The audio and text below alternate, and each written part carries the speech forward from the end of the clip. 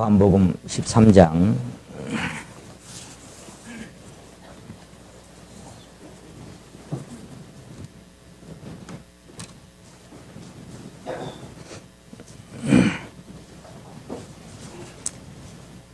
34절, 35절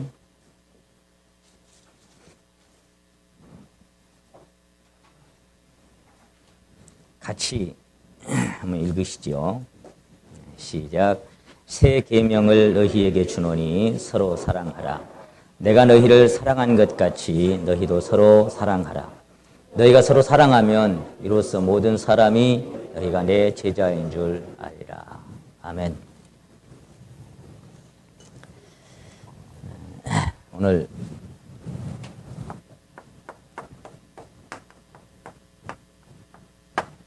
원수를 사랑하라.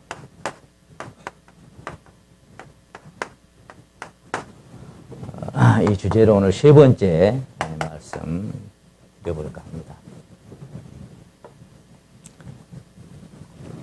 말씀이 선포될 때 저 말씀이 내 심령과 삶에 이렇게 아멘으로 적용되고 있는지 이렇게 비춰보는 그런 심령들이 되시기를 바랍니다.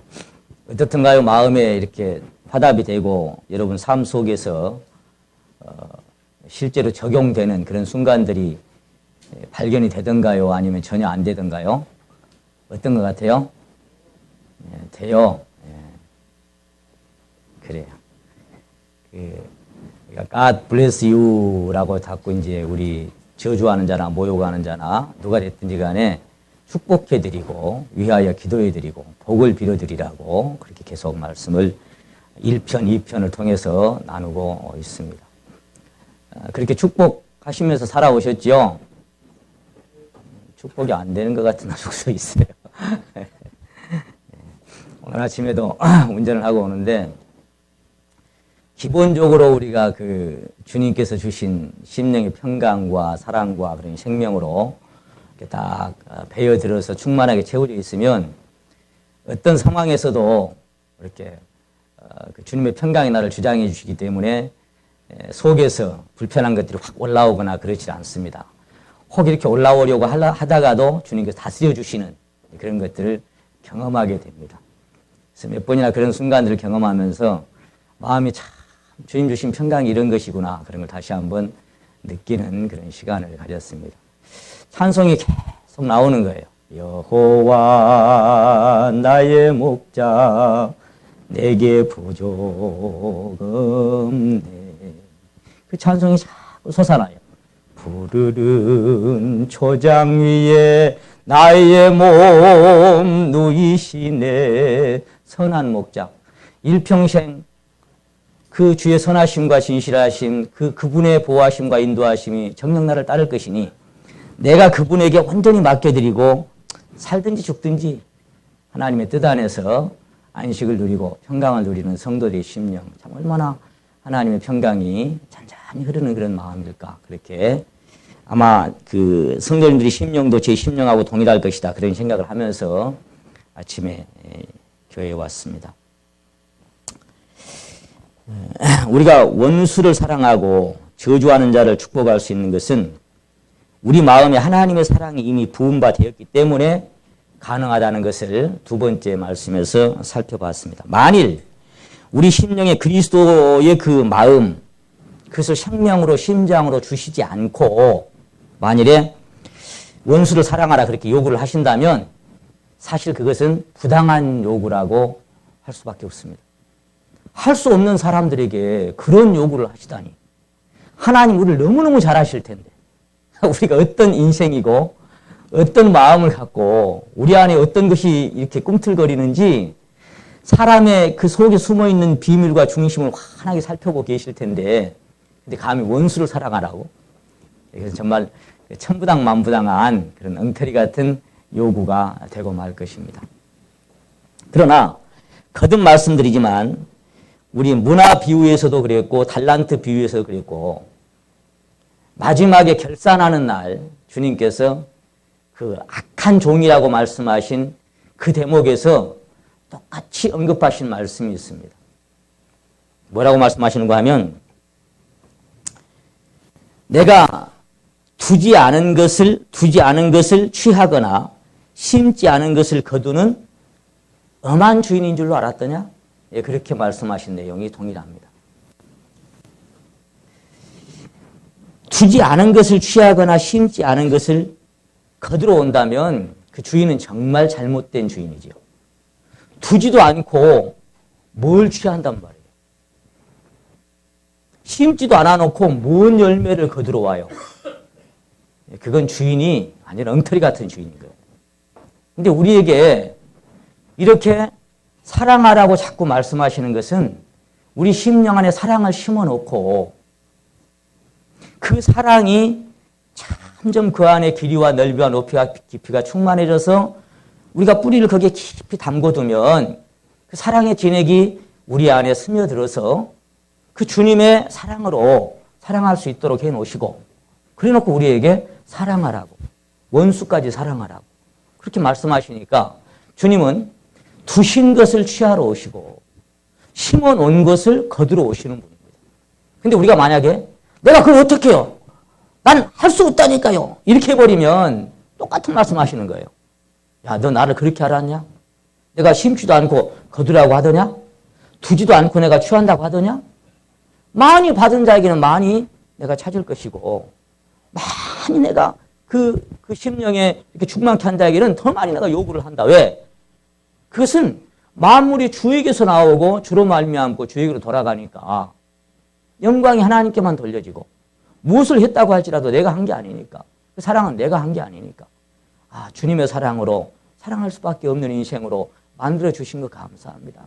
그렇게 우리가 기도하면서 하나님께 영광 돌려드릴 수 있기를 원합니다. 그래서 갈라디아 여기 이 명령을 이제 주셨는데 여기를 잡으시고 갈라디아 5장을 찾으십니다.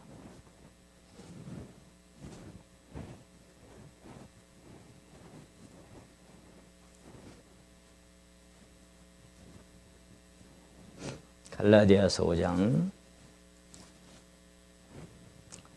여기 잘 아시는 19절부터는 육신에게서 나온 우리가 부모님께로부터 갖고 태어난 옛 본성인 자아에게서 나와진 16가지 악한 것들이 쭉 있습니다. 육체의 일은 현저하니라는 이 현저라고 하는 뜻을 전에도 한번 말씀드린 적이 있습니다만은 원뜻이 명백하게 확실하게 나타나는 뚜렷하게 나타나는 그런 뜻이에요. 현저하다는 뜻이.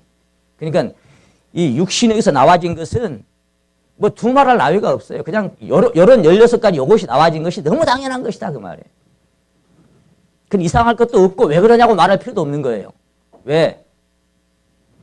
육신의 모습은 그냥 그렇고 그런 인생이니까 거기다 기대할 것도 없고 거기다가 만약에 무슨 여기 육신의 열매 중에 사랑이 있어요 없어요? 육체에서 나오는 것 중에 화평이 있습니까? 환용이 있습니까? 선한 것이 있습니까? 그러니까 기대할 것이 없다. 그런 인생 그냥 그렇게 살다 가는 거다 그 말이에요.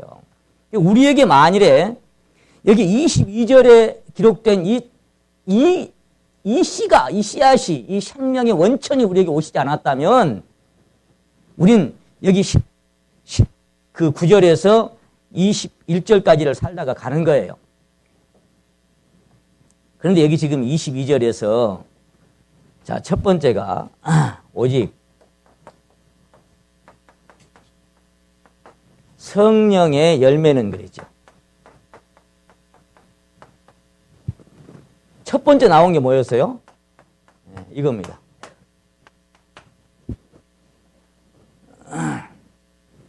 두지 않은 것을 취하라고 내가 그러더냐?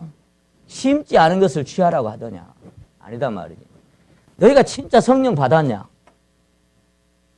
성령 받았다면 우리 행위로나 노력으로나 연습하거나 종교적인 어떤 열심으로 나와지는 열매가 아니라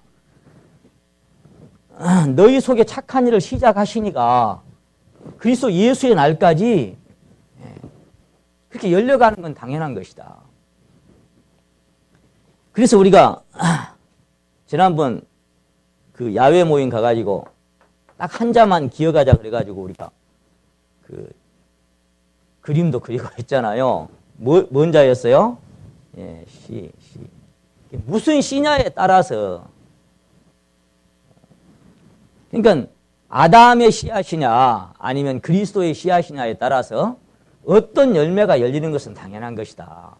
못된 열매면은 좋은 나무 없고 좋은 열매면은 못된 나무 없다. 무화과 나무에서 포도 따라 하더냐 찔레에서 무화과 따겠냐. 그래서 무슨 씨 무슨 나무냐가 중요한 것이고 처음 익은 곡식가루 거룩하면 떡덩이도 그러하고 뿌리가 거룩하면 가지도 그러하고 네 안에 진짜 그리스도의 성령께서 네 생명이 되셨다면 그 열매는 당연한 것이다. 그러니까 사실 이것이 안 맺혀지면 어찌해야 돼요? 뭘 고민해야 돼요? 네 안에 진짜 성령께서 생명으로 작용하시는가? 고민해야 되겠죠. 왜? 없는 것은 안 나오니까 반드시 심겨진 것이어서 다만 그것이 이제 성장의 과정은 각각 믿음의 분량대로 다르겠죠. 그 사랑의 넓이와 길이와 높이와 깊이가 큰 어떠한 것은 다 각각 다르게 나타날 수밖에 없겠지만 어쨌거나 안에 심겨져 있으면 나타난다. 그러니까 요한일서에 보시면 무슨 말씀인가 하면은 한번 따라 하십니다. 그의 계명은 무거운 것이 아니로다. 다른 말로 어려운 것이 아니로다. 그렇게 나와 있어요. 무거운 것도 아니고 어려운 것도 아니다. 그러면서 수고하고 무거운 짐진 자들아 다 내게로 와서 쉬어라. 내가 너를 쉬게 하겠다.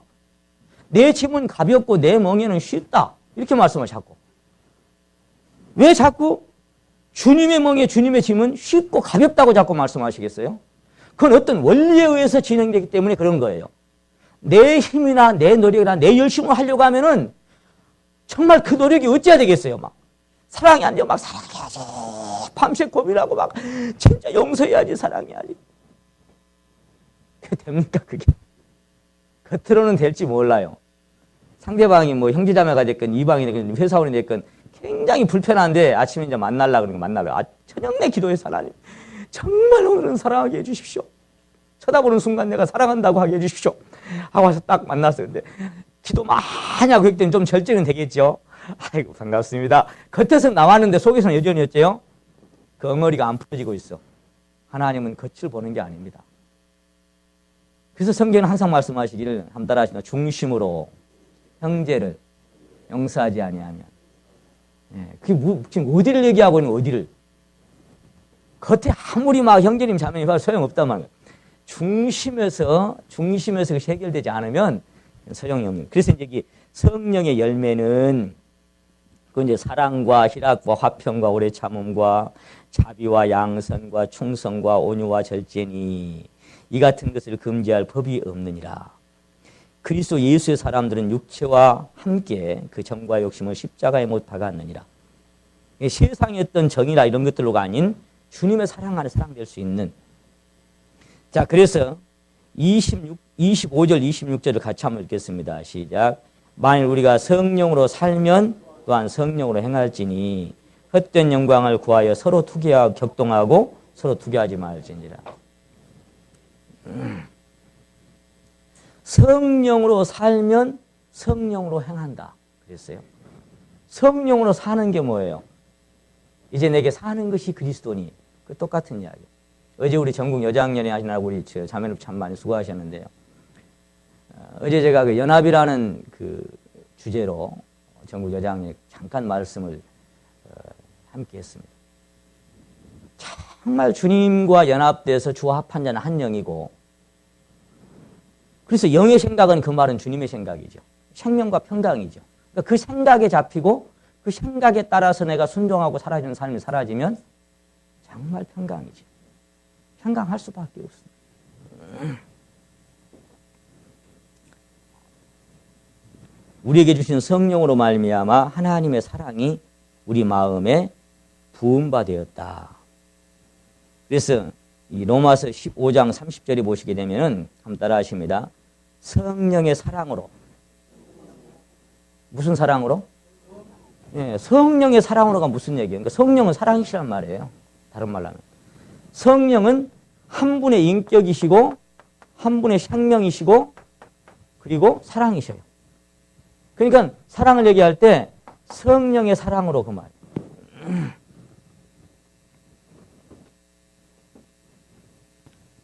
성령은 하나님이시고 주님이시고 사랑이시고,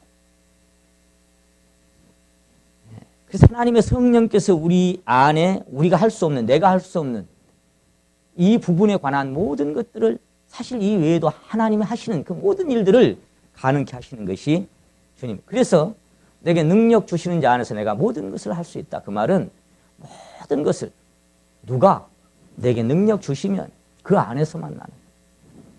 우리가 전도하는 것도 그런 얘기 자주 하잖아요. 3일 동안 기도해보고 한 사람 생각 안 나면 전도하지 말라고. 근데 성령께서 어째요? 생각나게 하십니다. 생각나게 하십니다.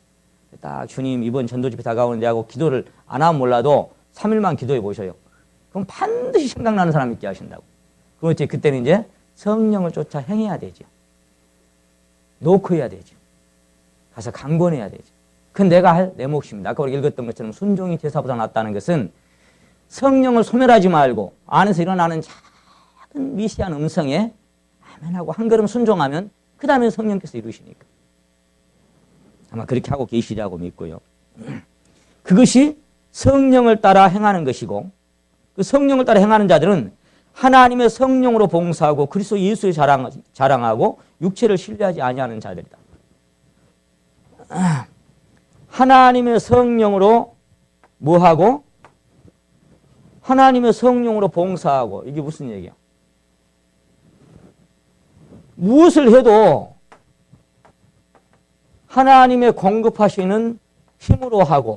그 말은 뭔 말이에요?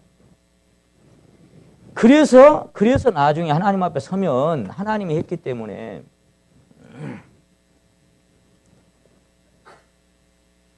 내게 어떤 칭찬이 오고 면류관을 온다고 할지라도 그것을 그분의 보좌 앞에 이렇게 돌려드릴 수밖에 없는 순간이 오는 거예요. 왜? 내가 살았던 것이, 내가 행했던 것이 그분이 공급하시는 힘으로 했는데, 했던 것이 내가 아니고 성령의 봉사로 봉사했는데, 그러니 진짜 주님 안에 살아가는 사람은 겸손할 수밖에 없는 사람들이에요. 왜? 내가 아니니까. 그럼 만약 내 힘으로 하면 어째요? 남이 안 알아주면 섭섭합니다. 안 알아주면 또 안 해버려. 알아주건 몰라주건. 오늘 아침에도 여기 제가 8시 밤 못 돼서 일찍 도착했는데 몇 분이 오셔서 막 여기 쓸고 닦고 막 그러고 계시더라고요. 일찍 오셔가지고. 그분들이 누군지 여러분들은 모르겠지만 주님은 보시고 주님은 아시니까. 각자 자기 몫이 있겠죠. 하나님의 성령으로 봉사하며 그리스도 예수로 자랑하고 육체를 신뢰하지 아니하는 자들이 곧 할례당이다. 속 이스라엘이다. 그래서 이것은 억지로가 아닌 것이, 제가 이 글을 하나 써봤어요.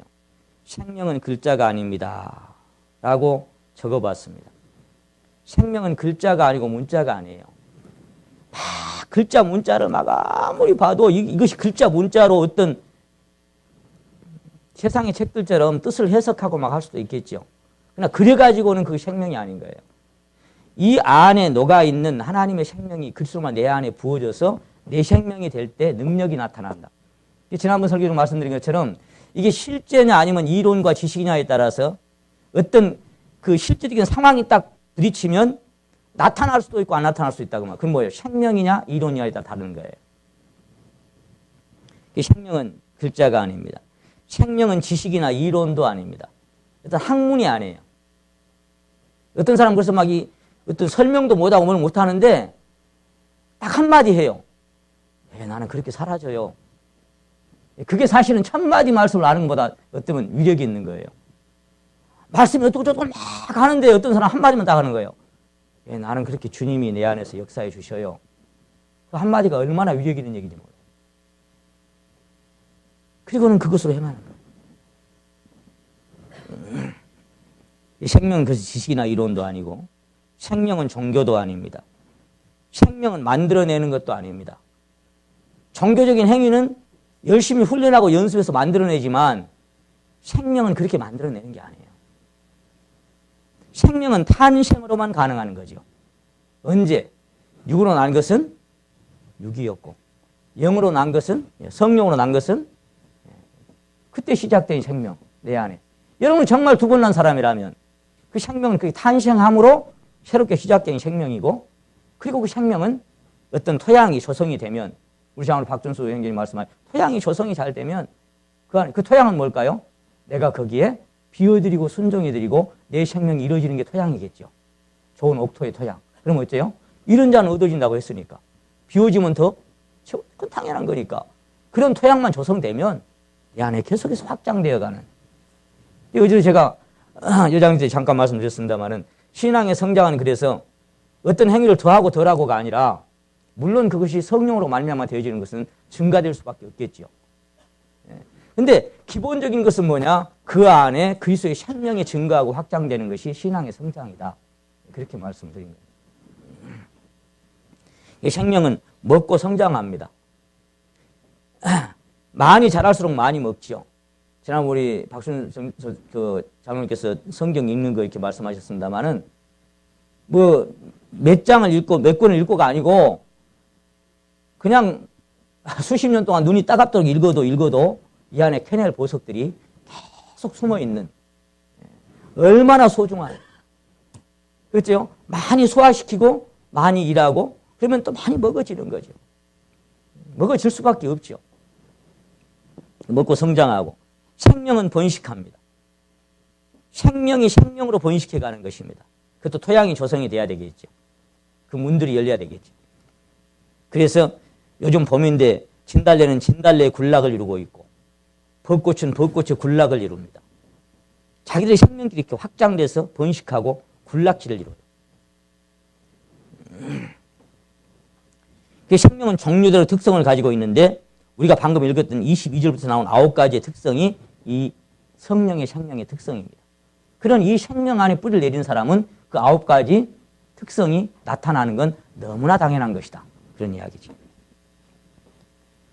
생명은 같은 좋은 길이 서로 아까 군락처럼 연합할 수밖에 없어요. 왜? 같은 생명이니까. 서로 막 교제하라 마라 그 필요 없어요. 그냥 이렇게 몇 마디 해보면 그냥 그 생명 안에 뿌리를 내린 사람들은 교감이 그냥 한두 마디 해보면 다 이렇게 흐르고 나와져요. 얼마나 소중한 겁니까? 생명은 활동하는 기운이 있습니다. 특별한 기운이죠. 저는 에베소 1장에서 자꾸 계속 그 마음에 되뇌진 그 말씀이 그 묵상할수록 막 그 기쁨으로 오는 말씀이 하나가 있어요.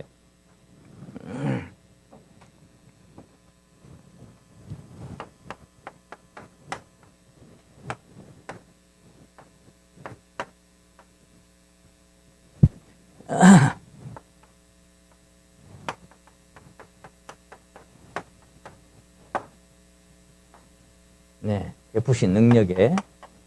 자, 우리 같이 한번 읽어봅니다. 시작. 믿는 우리에게 베푸신 능력에. 그 다음에 뭐라고 나올까요? 예, 그렇습니다.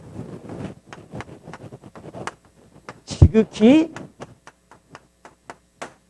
이 크심이, 지극히 크심이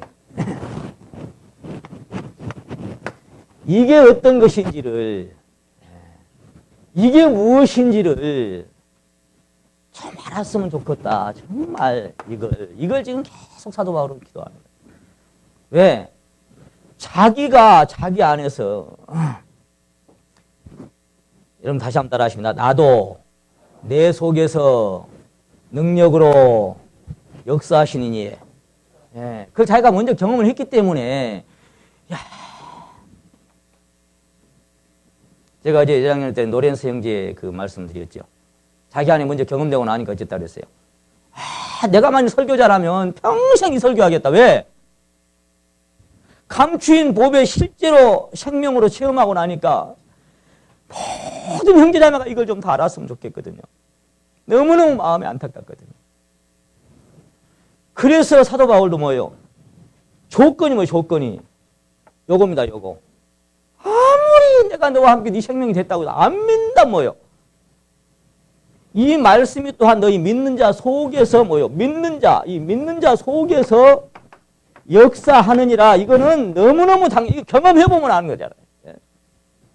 그래서 사도 바울은 자기 안에 그걸 다 경험하면서 말해요. 믿는 우리에게 베푸실이 아니고 베푸신 능력의 지극히 크심이 어떤 것인지를 좀 제발.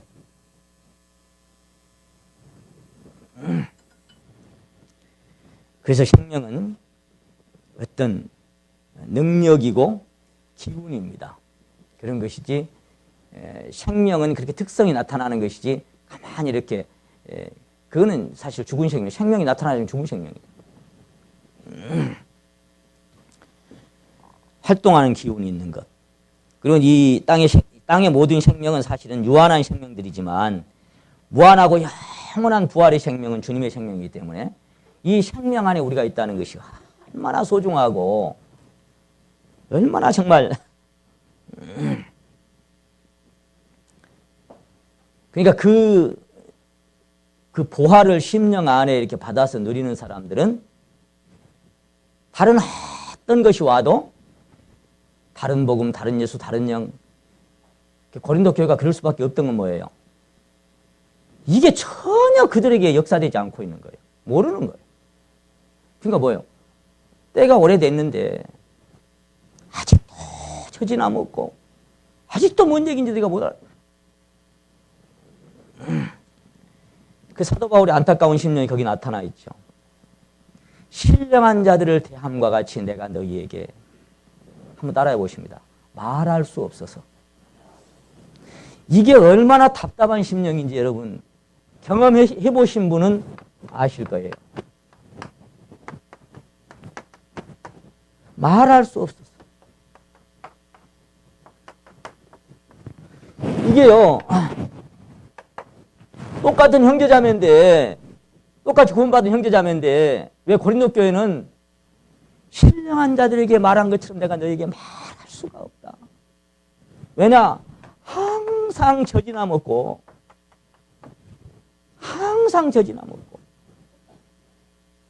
도의 초보에 머물러서 그 뭐 더 이상 말할 수가 없다. 내가 말할 수가 없다.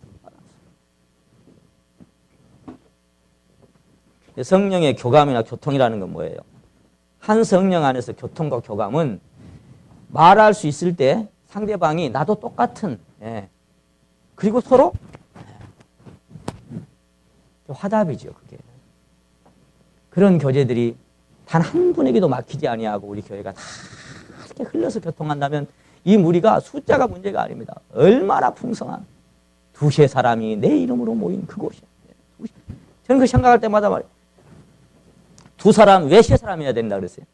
두 사람이면 어때요? 두 사람이면 갔다가 왔다가 하고 맨날 그것밖에 안 되잖아요. 세 사람이면 뭐지 이제? 갔다가 돌았다가 또 왔다가 이쪽에 이렇게 하니까 두세 사람이라고 주님 말. 이게 교회의 가장 기본 그 숫자지요. 최소한 두세 사람. 가족들 중에도 부부가 있고 자녀가 있고 부모가 있다면 그게 뭐예요? 이제 셋은 또 다른 말로 하면 뭐예요? 하나님과 예수님과 성령의 그 삼위로 말미암은 교통하심이 우리 안에 같이 흐르는. 그래서 이 성령 안에서 이 거듭난 성도들의 심령 깊은 곳에서 우리 연약함을 도우시고 그의 사랑으로 강권하시고 이 성령의 9가지 열매를 우리 안에 맺혀주시는 하나님. 오늘 우리가 읽었던 요한복음 13장 이 본문 말씀은 이제 주님께서 제자들에게 주신 새 계명이라고 표현하신 말씀인데요. 세상에서 33년간 자기에게 맡겨진 소명을 끝내시고 다시 아버지께로 돌아가실 때가 이른 줄을 아셨습니다. 거기 13장 1절 보십니다. 13장 1절. 요한복음 13장 1절. 6월절 전에 예수께서 자기가 세상을 떠나 아버지께로 돌아가실 때가 이른 줄 아시고 세상에 있는 자기 사람들을 사랑하시되 끝까지 사랑하시니라. 자, 이제 사단 마귀가 이제 이 가룟 유다의 마음을 격동해서 이제 팔려고 하는 그런 순간이지요. 그러니까 돌아가실 때가 이른 줄을 아시고 다시 아버지께로 이제 가야 돼요. 제자들 남겨두고. 마지막에 주님이 보여주신 본은 뭐였어요? 바로 여기 8절, 9절부터 쭉 있는 수건을 허리에 두르시고 제자들이 발을 씻어주신 것이 이 마지막 본을 보여주신 것이죠. 그렇게 한 것은 너희도 그렇게 하라고. 서로 발을 씻기고 서로 그렇게 받으라고. 그러면서 이제 이어서 여기 34절에 새 계명을 주십니다. 서로 사랑하라. 그러니까 우리 신앙의 최종 목적지는 그리스도의 장성한 분량이 충만한 데까지 이르는 것인데 그 최종 장성한 분량이 이르는 지점이 어디냐면은 사랑입니다.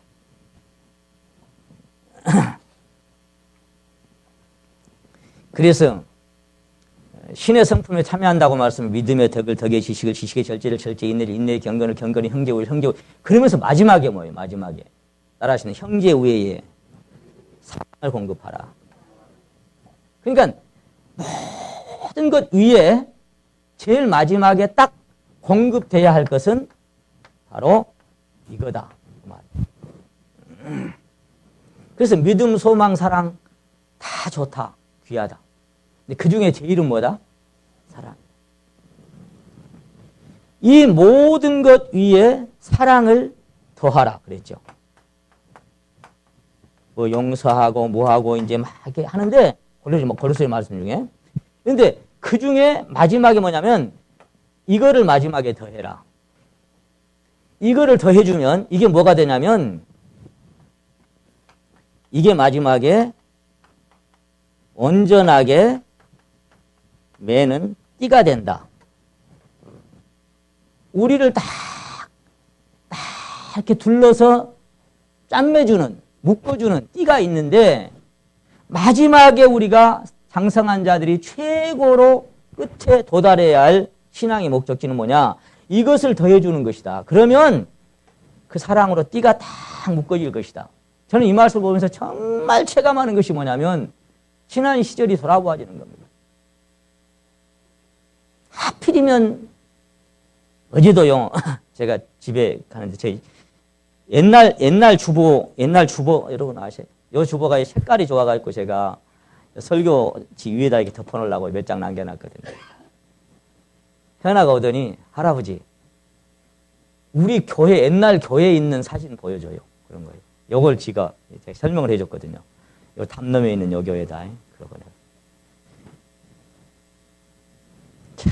이 교회입니다. 이 교회다. 제가 이 옆에 살잖아요. 체감이라는 게 뭐예요? 왜 그랬을까? 패션이 딱 지켜집니다. 왜 그럴 수밖에 없었을까? 왜 그랬을까? 이걸로 안 묶어진 거예요. 모든 것 위에 요거 더해주면 그게 온전하게 꽉꽉 묶어주는 사랑의 띠가 되는데 이 띠가 덜 묶어진 거예요. 느슨했던 거예요. 말하자면. 각자의 심령 안에 그 띠가 다 풀러져 있었어. 풀러져 있으니까 어째요? 묶어지지 않으니까 틈새로 빠져나가고 흘러나가고 서로 으르렁거리고 형제 자매인데 왜 그래요? 왜? 그래서 우리 신앙의 최종 목적지가 여기까지 도달하는 형제 자매들이 우리 안에 정말 많아지면 많을수록 어때요? 이 띠가 꼭 짠매지겠죠. 정말 운동화 등 짠매고 또 접어서 또 짠매고 또 짠매는 것처럼 짠매지겠죠. 풀으려고 안 풀어지겠죠. 그게 로마서 8장이요. 누가 우리를 그리스도의 사랑해서 끊으리요. 환난이나 공고나 핍박이나 기근이나 적시나 위험이나 현재일 장래일 높은 아무것도 끊을 수 없다. 풀어지지가 않아. 그렇게 하나님의 사랑으로 묶어지고 짠매지고 해지면 내 심령의 신앙이 누가 끊겠냐? 누가 그걸 풀어내겠냐? 풀 수 있는 방법이 없어요. 끊어질 수가 없어요. 근데 그 띠가 느슨했던 거예요. 돌아보면 그래 참 썩을. 그럼 지금은 또 전국은 마찬가지예요. 만약에 우리가 이 목적지로 향해서 성장해 가지 않는다면요. 무슨 프로그램 도입하고 뭐 규례 정하고 규정 정하고 뭐 그럴듯하게 그건 기둥어리 소금먹기입니다. 중요한 건 뭐냐? 가장 중심 깊은 곳에서 여기서 정말 나를 저주를 해도 의인이 나를 칠지라도 은혜로 여기고 머리에 기름같이 여겨서 내가 그를 대항치 아니하리로다. 마땅히 한마디면요, 모압이 그랬잖아요. 사울 잠들어 있습니다요. 모압이 보통 장수입니까? 창 딱 들고 말했죠. 왕이시여, 2번 꼽을 것도 없습니다. 아니, 전장에서 그 창칼 들고 막 덤비는 그 수백 명, 수천 명도 갖다가 그냥 깔아버리는데, 예? 근데 그 잠들어 있는 곳까지 거요. 2번 찌를 것도 없습니다요. 말씀만 하지 마라. 그 나중에 어쩌세요? 옷자락 조금 벤 거, 옷자락, 사울의 옷자락, 왜 그걸로 사울의 양심이라도 좀 깨우쳐 주려고 했던 것 같아요. 내가 너를 이렇게 죽일 수 있지만 안 죽였다고. 근데 옷자락 벤 것까지도 양심에 찔려가지고 마음이 아파하는, 그 어쩔 때 그랬어요. 내가 낮아질 때예요. 낮아질 때. 가장 낮은 자로 있을 때, 게라의 아들 시므이가 말이요, 다윗이 아들의 군대에 쫓겨서 도망가는데 맨발 벗고 얼마나 슬퍼요. 저 겨울 건너편에서 막 자기들하고 욕합니다. 저 자식 가라 말이죠. 요즘 말로 꺼져 자식아, 너 다윗 자식 꺼져 임마, 꺼져. 너 피 흘린 자, 너 같은 놈 막. 또 그랬죠. 저 가서 딱 목을 딱 하지마, 하지 마라. 내가 지금 아들이 군대에 쫓겨가는 이 신세 이 팔자에 내가 하나님이 저 사람 시켜서 나를 저주하라고 했는데 누가 아냐? 손대지 마라. 그게 뭐예요?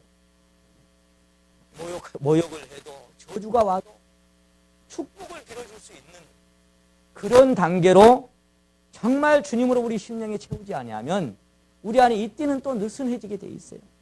느슨해지면 겉에 아무리 바르고 해도 저 속에서부터는요 또 으르렁거립니다. 결코 보내지 않고 또 딱 잡고 있습니다. 용서한다는 단어의 원뜻이 보내준다고 하는 단어인 것을 여러분 잘 알고 계시기 때문에 이제 보내드립시다. 놓아서 보내드리고 잡고 계지 마시고 다 놓아서 보내드립니다. 잡고 있으면 청각이 없습니다. 잡고 있는 사람의 심령 안에 무슨 희락이 있고 기쁨이 있고 성령의 충만이 있겠습니까? 놓아드리십시오. 보내드리십시오. God bless you 하고 넉넉하게 보내드리십시오. 그렇게 하실 수 있죠? 우리 교회는 그런 교회입니다. 그런 주님의 심장에 배어든 형제자매가 여기 계시기 때문에 제가 여기 함께 있는 게 행복해요. 그런 간증을 들을 때마다 감사하고 행복합니다. 우리 신앙의 최종 목적지는 거기입니다. 그래서 우리 안에 그리스도의 생명과 사랑이 충만케 되어 그리스도의 형상이 덧입어지는 것인데 마침내는 신의 성품에 참여하는 것이고 저주하는 자를 미워하는 자를 축복하고 위해서 기도해 주는 단계까지 가는 것. 이게 우리의 목적이지. 근데 이 주제로 말씀드리다가 지금 오늘 이 말씀을 찾은 것은 뭐냐면은 원수를 사랑하라. 아직도 그것은 너무 멀게 느껴지는 형제자매들도 들어 계시는구나. 그걸 제가 느꼈어요. 저 설교의 주제가 제목이 아직도 내게는 너무나 멀리 느껴지는 무슨 얘기예요? 내 안에 형제자매도 사랑이 안 되는. 근데 무슨 왼수냐? 왼수냐? 그래서 오늘 이 말씀을 다시 한번 우리가 조명해 보기 위해서 이 말씀을 찾았습니다. 그러니까 주님의 보혈과 성령으로 인해서 구원받고 거듭난 성도들이 가장 먼저 사랑해야 할 대상은 한 피바다 한 몸 된 형제 자매들입니다. 가장 먼저. 주님 부활하신 후에 가장 먼저 막달라 마리아에게 몇몇 여자들에게 보여주셨어요. 자신을. 그리고 곧바로 제자들에게 모인 곳이나 가장 먼저 제자들에게 3년 동안 함께했던 그리고 너에게 평강이 있을지어다.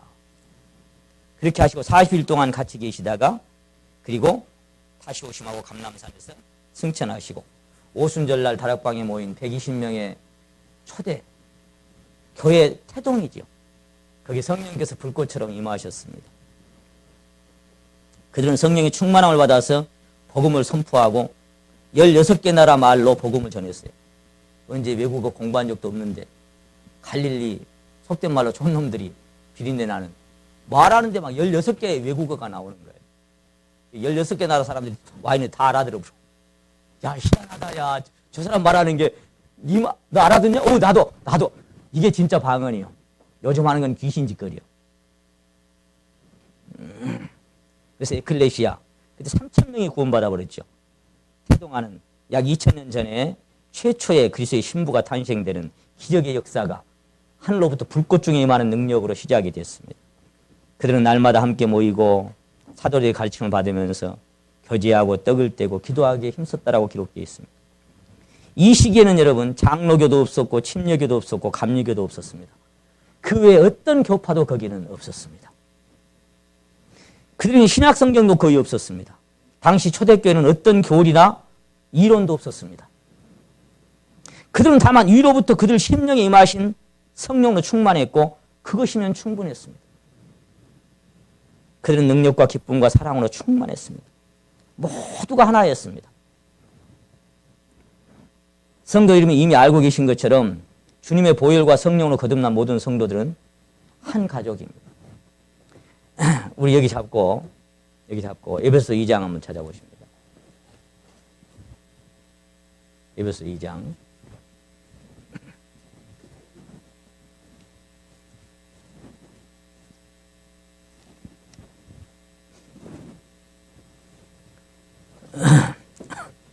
(19절) 말씀을 같이 한번 읽겠습니다. 에베소 2장 19절 시작.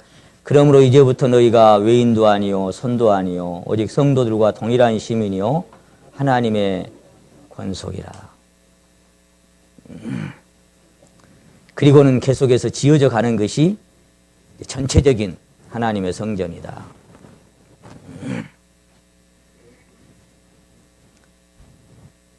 우리가 지금 여기 보니까 가족은 가족인데 하우스홀드 이 말이 가족이잖아요. 권속 그 말이 가족. 근데 가족은 가족인데 누구의 권속이라고요? 누구의 권속이다? 하나님의 권속이다. 하나님의 가족들이다. 다른 성경에는 하나님 집안의 한 가족입니다. 이렇게 번역을 했더라고요. 우리는 이 세상뿐 아니라 오는 세상에서 끝도 없이 영원히 함께 살아갈 가족들입니다. 영원히 함께 살아갈. 다니엘 7장 18절에 보시면 지극히 높으신 자의 성도들이 나라를 얻으리니 이 성도라고 하는 이 단어가 정말 거룩한 무리입니다. 높으신 자의 성도들이 나라를 얻는데 그 누림이 우리가 전도 집회 끝나고 자주 말씀드리죠. 영원하고 영원하리라 그랬습니다. Purchase it forever. Yes! Forever and ever 그랬어요. 한 번만 말씀한 게 아니고 영원하고 한 번에도 알아들을 텐데 주님은 그 누려지는 것이 몇 년 동안이 너희가 지금 함께 그 누림이 그 성도들이 함께 누리는 누림이 몇 년인지 아냐?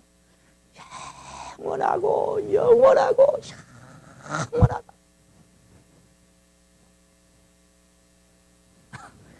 지난번에 우리 김철수 형님 찬송 가르쳐드리면서요. 우리 복음성가에도 없는 찬송을 하나 가르쳐드리니 지금 다 외워갖고요. 천만 년이 지나간다 해도 옛날에 자주 했던 찬송이에요. 영원 무궁한 그곳 몇 년이 지나가도 천만 년이 지나간다 해도 영원 무궁한 그곳 세상은 근심과 걱정 한숨뿐이나 여기는 근심과 걱정밖에 없어요. 절망과 고통밖에 없어요. 그래서 저는 찬송을 드립니다. 이 세상은 고독, 불안, 슬픔, 괴로움된 세상 나의 주님 의지할 것밖에 없어요. 지난번에 우리 이기호 전사님 설교할 때 데스클리닝 했죠. 데스클리닝 죽음의 준비. 그 시편 39편 주제로 말씀하셨잖아요. 저는 그 말씀 듣다가요, 제 자신에게 물었어요. 내가 정말 먼 하늘 이상한 구름만 떠도 찬양을 드리는데 그 마지막 소절, 마지막 절, 마지막 소절에서 오 주여 언제 이 시간에 오시옵소서. 데스클리닝. 오 주여 언제? 이 시간. 그 듣는 순간에 그 제목이 내 가슴에 스쳐가면서 지금 이 순간 오신다면, 지금 이 순간 오신다면, 그게 자꾸 반문이 됐어요.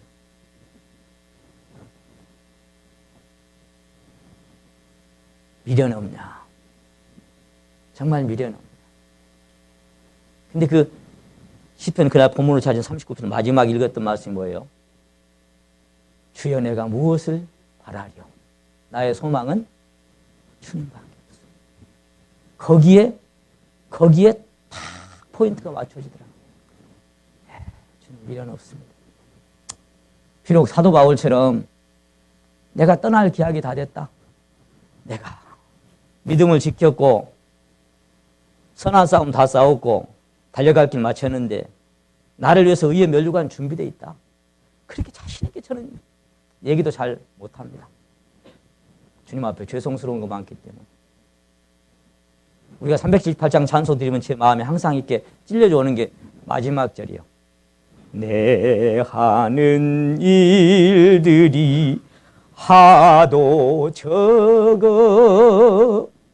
큰 열매 눈앞에 안 배어도 별로 열매도 없는 것 같아. 저라고 하는 이 무익한 종은 별로 열매도 없는 것 같고 큰 열매도 작은 열매도 별로 없는 것 같아.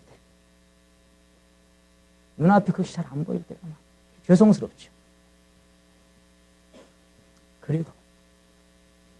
그래도 주여 이 시간에 오시옵소서. 그렇게 자백이 되는 거죠. 성경은 말씀하셨습니다.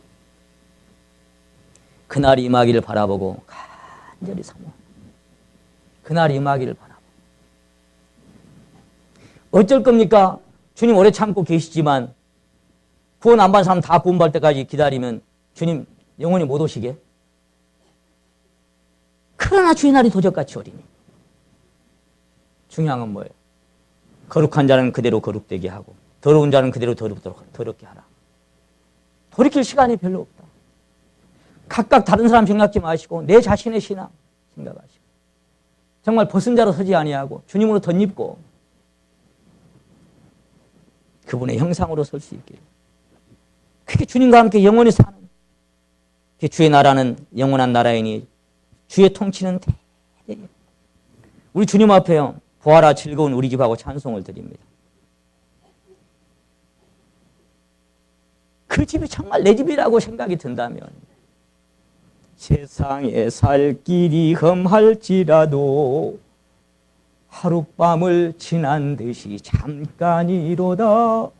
영원 무궁 신천 신지 평화의 세계 그곳이 우리 살 곳 참본향이라. 보이는 소망은 소망이 아닙니다. 여러분 우리 보이는 소망은 소망.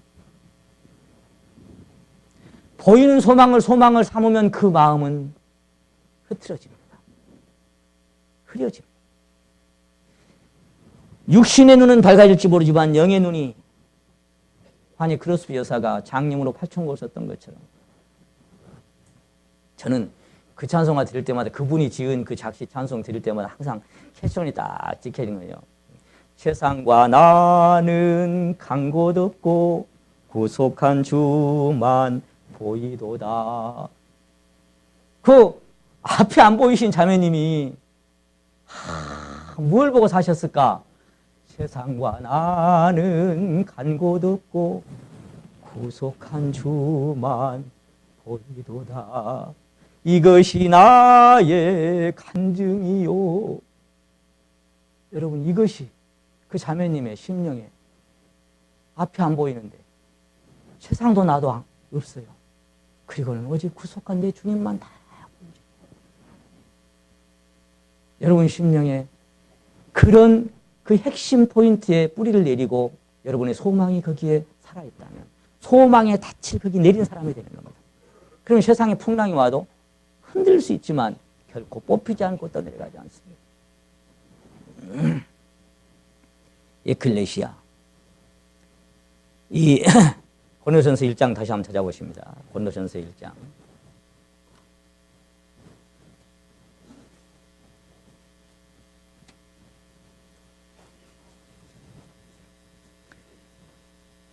이 에클레시아라고 하는 단어가 여러분 잘 아시는 것처럼 구약에는 안 나와 있잖아요. 신약에만 112번이 기록되어 있는데 2절이지요. 고린도에 있는 하나님의 교회 에클레시아. 곧 그리스도 예수 안에서 거룩하여지고 성도라 부르심을 입은 자들. 이 사람들이 오늘 우리 주님께서 주신 본문 말씀의 새 계명이 여기서 먼저 실행되어져야 할 무리다 그 말이에요. 에클레시아. 너희가 서로 사랑하라. 8절에 보시면 주께서 너희를 우리 주 예수 그리스도의 날에 책망할 것이 없는 자로 끝까지 견고케 하시리라. 누가? 주님이 그렇게 하신다고. 너희를 부르신 이는 미쁘시니 그가 또한 이루시리라. 우리 속에 착한 일을 시작하신 이가 그래서 예수의 날까지 토양이 조성만 되면 주님이 그렇게 이루어 가시는 거예요. 9절을 같이 읽겠습니다. 시작.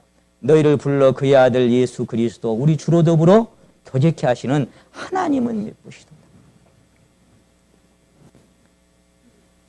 불러서 만났는데 더불어라는 말이 나와 있죠. 더불어. 더불어라는 말이 요한일서에 보면 사귐이라는 말로 표현이 되어 있습니다.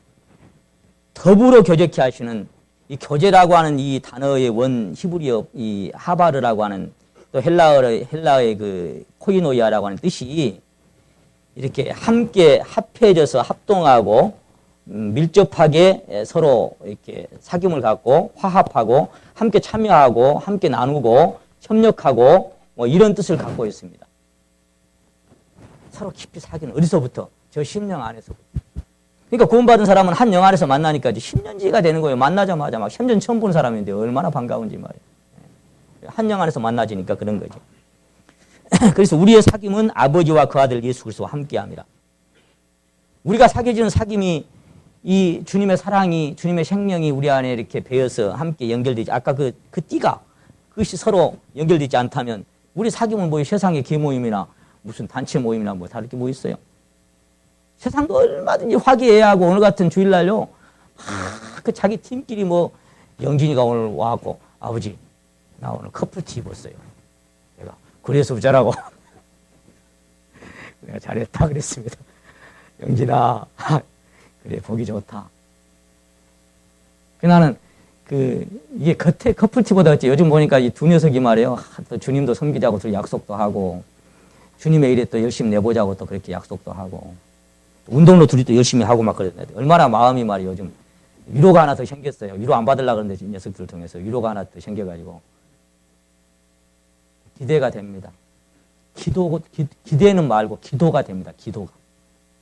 기대하면 실망 오지요. 우리 사람은 기대할 대상이 아니에요. 그러다가도 또 기대하지요. 근데 기대하면 또 실망 오지요.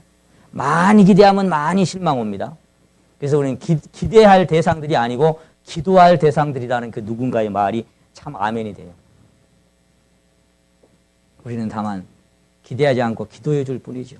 이 녀석들도 그래 기대가 되다가도 글씨 계속 돼야 될 텐데 그러면서 또 기도가 됩니다. 내가 그래 요즘 그래 잘한다. 계속 꾸준히 그렇게 주님 가장 우선순위는 주님이고 또 그렇게 사니까 그렇게 마음 먹고 또 출발하니까 애비 마음이 참 저희 항상 죄송스러워요. 저희 자녀들은 주님 사랑하는 마음도 별로 없는 것 같고 근데 다른 우리 청년들 보면 다 주님 사랑하는 것 같고 죄송스럽고 합니다만 우리가 사귐이 그렇잖아요. 아버지와 아들과 함께하는 사귐들이다. 이것이 성령의 교통하심이 너희 무리와 함께 있을지다. 이 말씀은 우리 에베소 5장에 있는 말씀하고 이렇게 맥이 같이 합니다. 한번 따라 하십니다. 시와 찬미와 신령한 노래들로 서로 화답하고, 이게 우리 그 형제 자매들이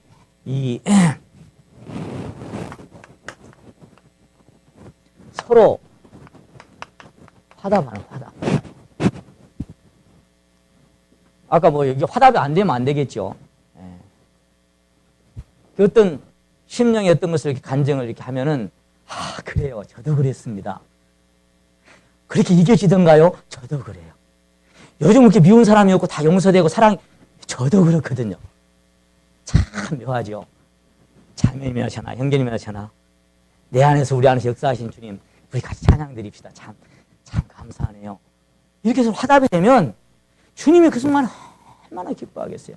이것이 바로 그리스도 예수로 자랑하고 육체를 신뢰하지 아니하는 우리가, 바로 우리가 얼마나 기쁘겠어요. 주님 얼마나 기뻐하시겠어요. 서로 화답하는 그런 무리.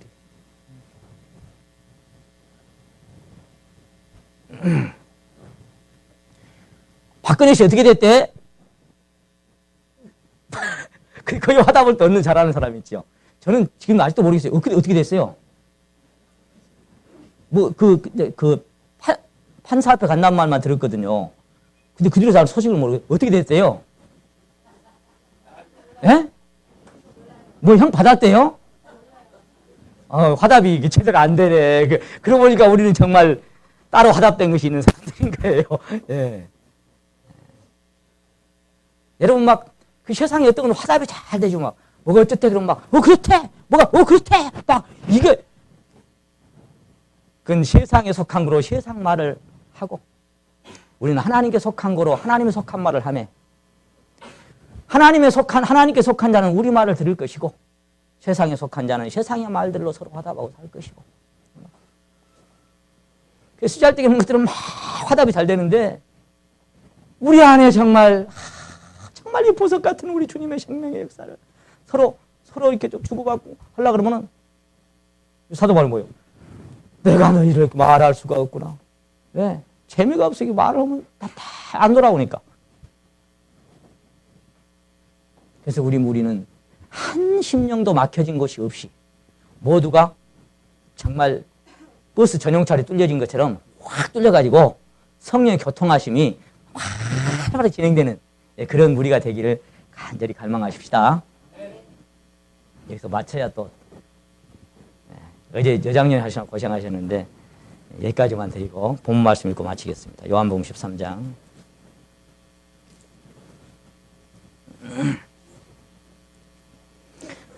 요한복음 13장 34절 35절 같이 읽고 마치겠습니다. 34절 35절 시작.